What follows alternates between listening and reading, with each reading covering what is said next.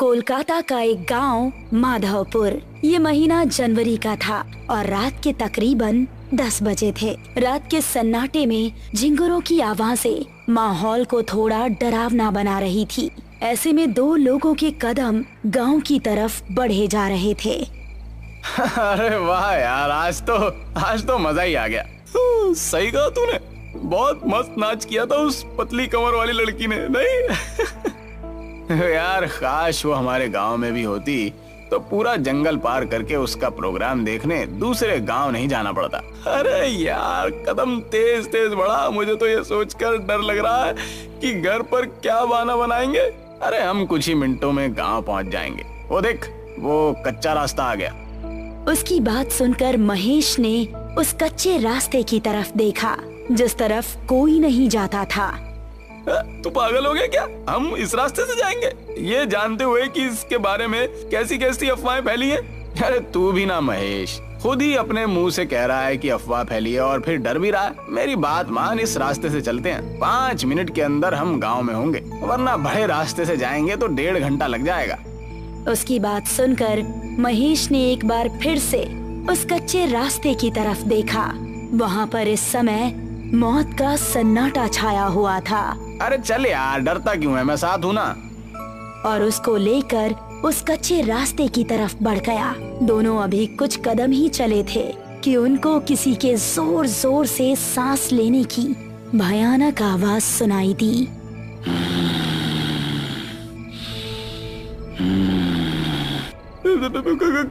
कौन है? अरे यार डरता क्यों है, कोई कुत्ता ही होगा। रमेश अभी आगे चला ही जा रहा था कि तभी उस आवाज के साथ उसको किसी के कदमों की भी आहट सुनाई देने लगी। मैंने कहा था ना, यहाँ से जाना ठीक नहीं है। अबे तू मुझे भी डरा रहा है। देख, अंधेरा भी बहुत ज्यादा है, कुछ नजर नहीं आ रहा। अब बस हम दोनों अपने कदम गांव पहुंचकर ही रोकेंगे। तभी महेश की आंखें फटी रह गई। उसको रमेश के ठीक पीछे 2 लाल चमकती आंखें नजर आ रही थी। तेरे पीछे? अबे कौन है मेरे पीछे? रमेश ने जैसे ही पलटकर पीछे देखा, किसी ने उसका पैर पकड़ा और उसको झाड़ियों में खींच कर ले गया। महेश, महेश बचाओ मुझे, महेश! वो बिजली की रफ्तार से रमेश की आंखों से ओझल हो गया। रमेश के डर का कोई ठिकाना नहीं रहा। वो दिल में बस खौफ लिए तेजी से गांव की तरफ दौड़ने लगा और जब तक वो गांव नहीं पहुंच गया, उसने अपने कदम नहीं रोके।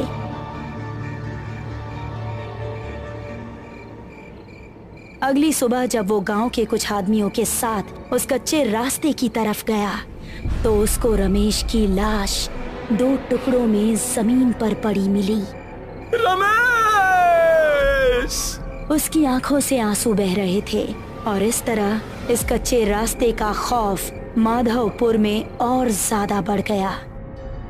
इस घटना के 3 महीने बाद मोहिनी, जो कि 21 साल की एक खूबसूरत लड़की थी, अपनी विधवा माँ और छोटी बहन मेघना के साथ इस गांव में रहने के लिए आई। बेटा, हमने वो गांव छोड़कर ठीक नहीं किया। अब पता नहीं यहाँ के लोग कैसे होंगे। मम्मी, थोड़ा तो एडजस्ट करना ही पड़ेगा ना। उस घर का किराया बहुत ज्यादा था। कुछ दिन यहाँ गुजार लेंगे तो सब नॉर्मल हो जाएगा। वो तीनों अब माधवपुर के एक घर में रहने लगे। कुछ ही दिनों में उन्हें वो गांव अपना सा लगने लगा। मोहिनी उसी गांव के कुछ बड़े घरों में काम काज करके अपना घर चलाने लगी। पड़ोस में रहने वाला रोहित नाम का एक लड़का मोहिनी को दिल ही दिल में पसंद करने लगा था, लेकिन उससे बात करने में थोड़ा हिचकिचा रहा था। एक शाम जब मोहिनी अपना काम खत्म करके घर पहुंची तो उसको घर में मेघना कहीं नजर नहीं आई और माँ काफी परेशान दिख रही थी। माँ, मेघना कहाँ है? वो दोपहर के वक्त टहलने निकली थी लेकिन अभी तक घर नहीं लौटी। मैंने आसपास पता भी किया लेकिन वो कहीं नहीं है। मुझे तो अब बहुत डर लग रहा है, पता नहीं कहाँ होगी वो। अरे माँ, आप डरिए मत, मैं अभी उसको ढूंढ कर ले आती हूँ। इतना कहकर मोहिनी घर से निकली और आसपास के इलाकों में देखने लगी, लेकिन उसको मेघना कहीं नजर नहीं आई। फिर घर वापस आते वक्त उसकी नजर उसी कच्चे रास्ते पर पड़ी। हर जगह देख लिया लेकिन कहीं नहीं मिल रही। अब तो बस यही एक जगह बची है, हो सकता है कि वो यहीं पर हो। उसको जंगल जाना बहुत पसंद भी है। ऐसा कहकर वो उस रास्ते की ओर बढ़ गई। दोनों तरफ घना जंगल और उसके बीच से निकलता हुआ वो कच्चा रास्ता। अंधेरा होने पर वो बहुत ही भयानक लग रहा था, लेकिन छोटी बहन की तड़प उसको उस रास्ते की तरफ खींच कर ले गई।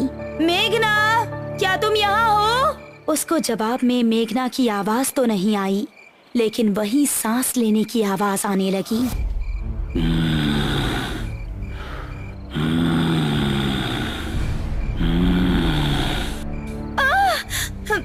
ये किस जानवर की आवाज है? मेघना प्लीज, अगर तुम यहाँ हो तो कोई जवाब दो।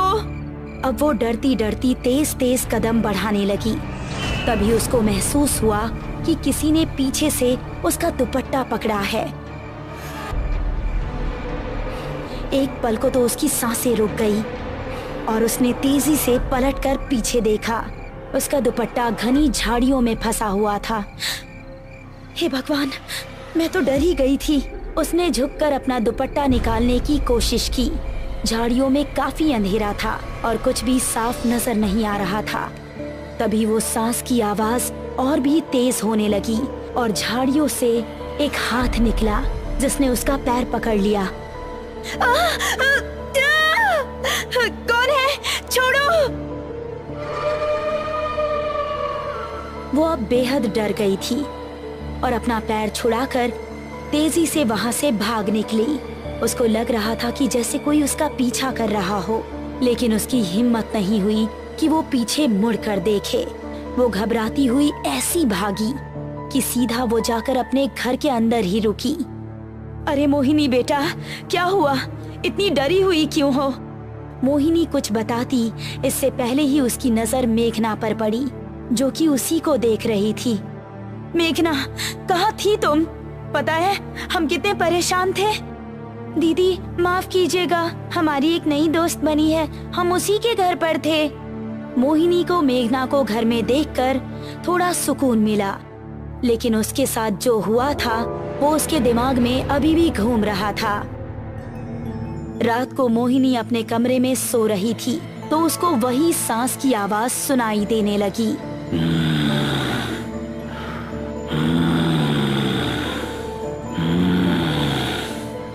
ये आवाज सुनकर वो जाग उठी और ये आवाज खिड़की की तरफ से आ रही थी। कौन है वहाँ? वो कमरे से निकली और घर के बाहर उसी मैदान में गई जो उसके कमरे की खिड़की के पीछे से दिख रहा था। कौन है? कौन हमारा नाम पुकार रहा था? मोहिनी ने गौर किया कि ये आवाज एक पेड़ के पीछे से आ रही है जिसके नीचे बहुत अंधेरा था। वो फिर भी हिम्मत करके उसकी तरफ कदम बढ़ाने लगी। जैसे ही वो उस पेड़ के पास पहुंची, किसी ने पेड़ के पीछे से निकलकर उसको कसकर गले लगा लिया। कौन है? छोड़ो हमें!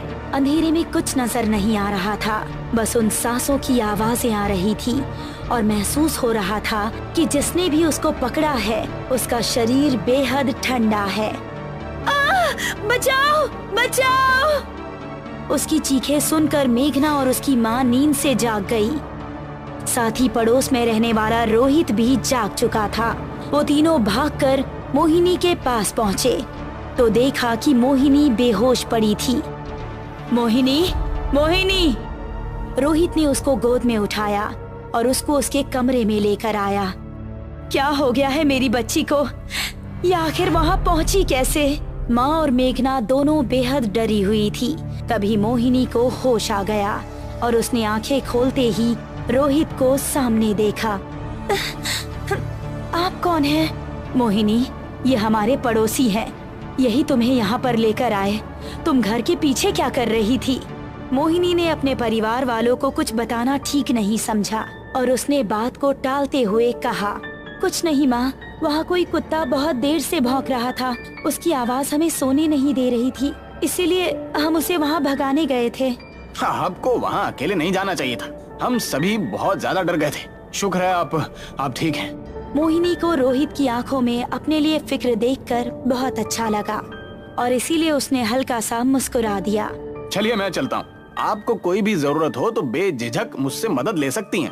आखिर पड़ोसी तो पड़ोसी के काम आता है। ऐसा कहकर रोहित वहाँ से वापस अपने घर चला गया।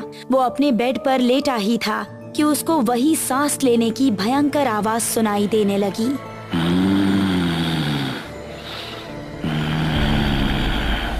ये आवाज कैसी है?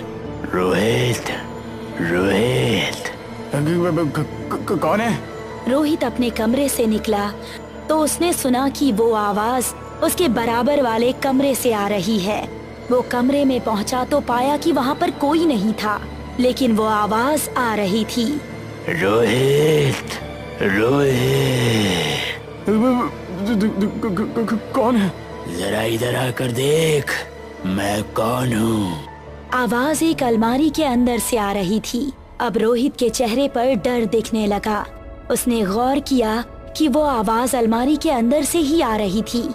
तुम जो भी हो, ये मजाक बिल्कुल अच्छा नहीं है। ऐसा कहकर रोहित गुस्से में अलमारी की ओर बढ़ा। उसने जैसे ही अलमारी का दरवाजा खोला तो उसके चेहरे का गुस्सा खत्म हो गया और आंखों में खौफ उतर आया। तभी एक भयानक लाल हाथ बाहर निकला और अलमारी का दरवाजा बंद हो गया। और रोहित के चीखने चिल्लाने की आवाज अलमारी से बाहर आती रही। कुछ देर चीखने चिल्लाने के बाद अचानक से रोहित की आवाज आनी बंद हो गई। तभी धड़ाम से अलमारी का दरवाजा खुला और रोहित की कटी हुई गर्दन अलमारी से बाहर आकर गिरी।